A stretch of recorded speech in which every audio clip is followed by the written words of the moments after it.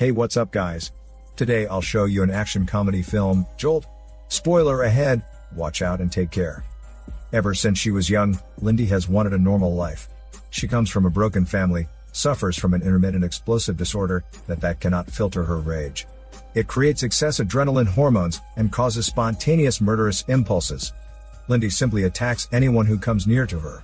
Before a proper cure is found, she is quarantined. The disease makes her a sort of sub-superhero, slightly stronger and faster than the average human. For this reason, she is recruited for some research studies, but she soon beats up the smelly balls of a researcher. Later, Lindy's parents have sent her to the military, but even the male soldiers and their balls are easily trampled down by Lindy. Finally, a therapist offers them a solution, an electrode vest, and a button to push whenever she starts seeing red. Through the vest of electrodes, she administers herself with electric shocks, sapping her fantasies into submission. This device has allowed Lindy to live as a functioning member of society. On her way to date, Lindy finds a man scolding the waiter, for he is slow to find the customer's key. Lindy feels so angry that she almost rushes to beat the man's balls up like a piece of shit. But she does not do it, because her date is waiting for her in the restaurant. So Lindy presses the button of the vest and suppresses her urge. Affected by the incident, Lindy's mood gets destroyed, and she plans to just greet the guy and goes. Unexpectedly, if she just leaves him behind, their table will be removed by the restaurant. Not wanting to deprive the man of his meal, Lindy chooses to stay back. She soon finds the waitress very annoying, and activates the vest once again. The man senses her unusual behavior, so Lindy walks to the ladies to calm herself down.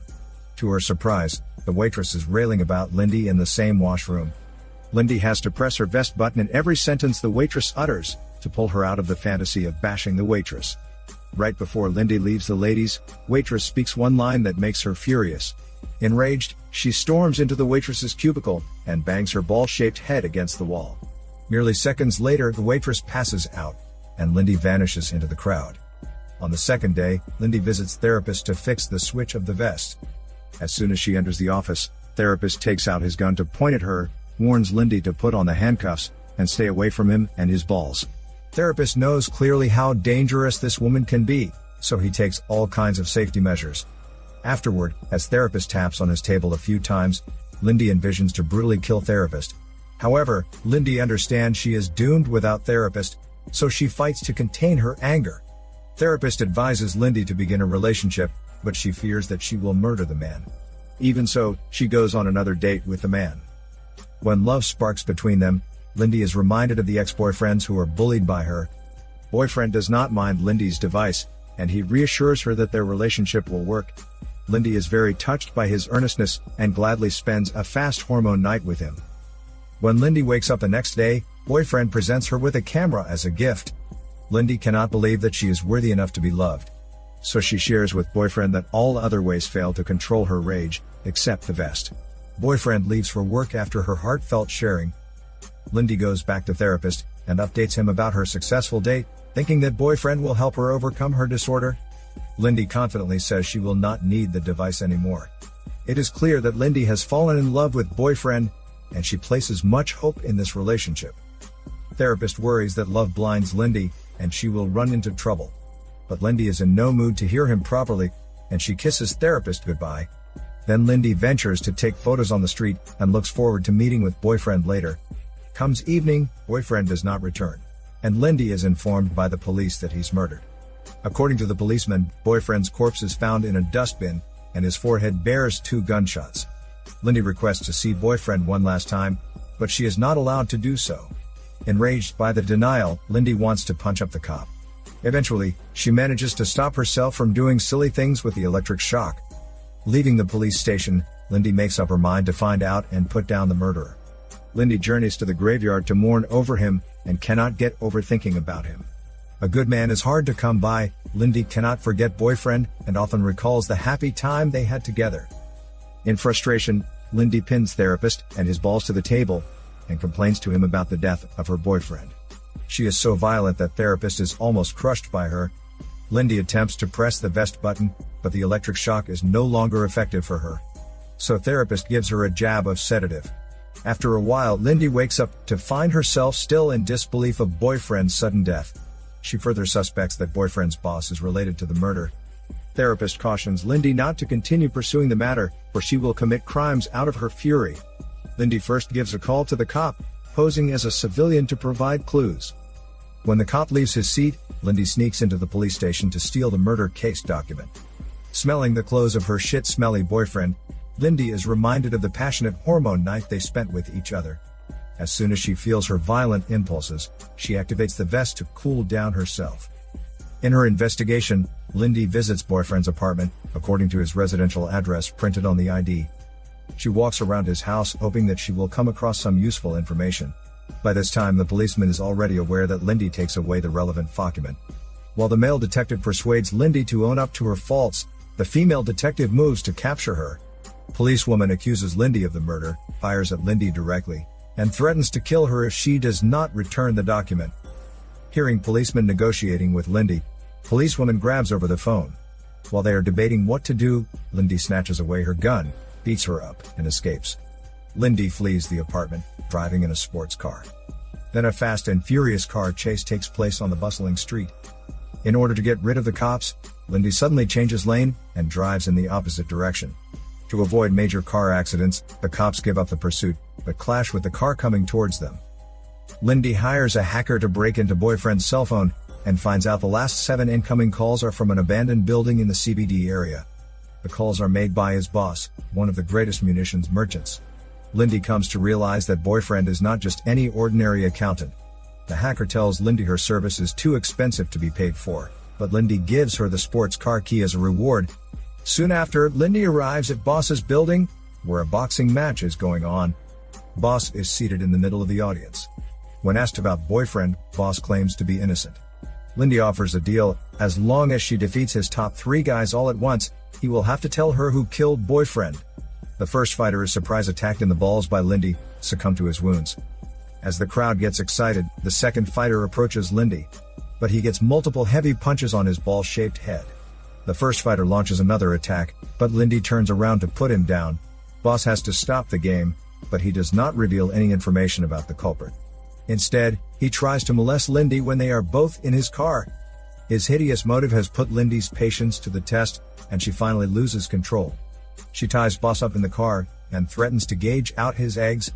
At last, Boss reveals that the culprit is his superior, before suffering the punishment. It is not a wise choice to hunt down superior, but Lindy always thinks out of the box. Policeman is hospitalized due to the car accident, so Lindy drops by to ask him about superior. She learns that superior is a tycoon hard to reach. Policeman warns her about the risk of avenging him, but Lindy insists on finding him in an unknowing way.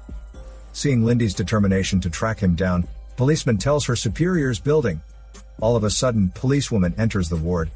Lindy reacts fast enough to kick away her, and flees to the nursing room. However, the baby's incessant crying annoys her, and she flips the vest switch to control her growing anger. Policewoman comes in and without a word, pulls a gun on her. Lindy throws the baby to policewoman, distracting her, and runs out of the room. Shortly after, Lindy arrives at Superior's building. A man in a suit lies that Superior does not exist, but he is fired by another man wearing an angry mustache. It seems that Angry Mustache expects Lindy's visit, and ushers her to the lift. Strangely enough, the lift is going down. Just when Lindy feels weird about what is happening, Angry Mustache knocks her out. Lindy awakens in a room painted in white, with her electrode vest removed, and her hands tied to a chair. To her surprise, Angry Mustache just releases her without taking further actions. Lindy without her vest, is like a beast out of its cage. She requests to alight, but the driver does not entertain her request. At last, she jams the driver around the neck, forcing him to stop the car on the roadside. Lindy dashes into therapist's office to get a new electrode vest. When therapist sees Lindy huddling in the corner, he reaches out for his gun. He promises Lindy that he can create a new vest, but Lindy must stop finding Superior. On the other hand, Superior learns about Lindy through Angry Mustache. Superior is greatly disturbed by her appearance, and decides to eradicate her. So one day, when Lindy returns to her house, she finds a timed bomb lying on the floor. Lindy modifies the bomb, and places it in the microwave oven. Now the only treasure in the empty house is the camera, which boyfriend gifted her. Lindy hands it over to policeman, regarding him as someone she can trust. Right after policeman agrees to help her keep the camera, Lindy's apartment is blown up. This comes under Lindy's plan to fake her own death. so that she can escape the hunt. Lindy then climbs Superior's building with her bare hands and answers the phone at the same time.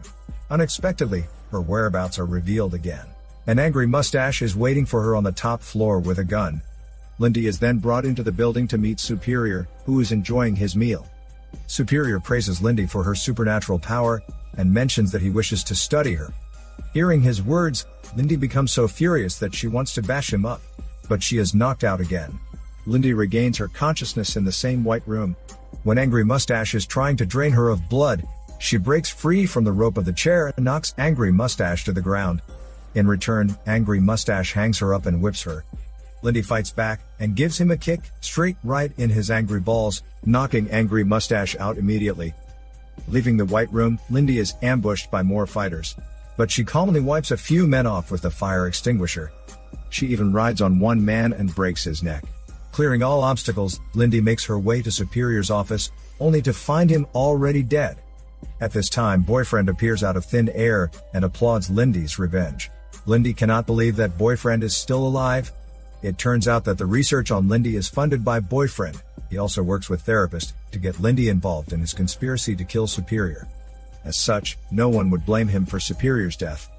After learning the truth that she has been sabotaged, Lindy sheds tears of remorse. The man she misses so much has been setting up a trap to take advantage of her. Lindy cannot resist killing him, but Boyfriend is holding the vest that has been modified by Therapist. The electric shock doubles up and Lindy is paralyzed. The sadistic Boyfriend enjoys seeing Lindy in torment, so he hits the button again and again, torturing Lindy. Lindy is nothing but a tool and an experimental subject to him. Gradually, Lindy adapts to the amount of electric shock, and she picks herself up. Lindy throws a bag to Boyfriend and storms out of the office. Little does Boyfriend know that a bomb is hidden in the bag. Right before the lift door is shut, Lindy activates the bomb, leaving him wrapped up in flames. Later, Lindy demands a proper explanation from Therapist, the person whom she trusts so much. She cannot stand his betrayal and backs him to a corner. Before Lindy can do any harm to Therapist, policemen and policewoman arrive at the scene. To prevent Lindy from committing murder, policeman shoots her leg. The cops send Lindy to the hospital and tell her that the serious is self-defense, so she does not need to face any sentence. Being a ball collector, Lindy finally gets to lead a normal life. She gives away her camera and returns to her burnt house. Over there, she meets a lady who recruits her as a research subject. The movie ends with Lindy feeling the burst of her anger and activates the Electrode vest. This is Daniel CC Movie Channel. Peace out.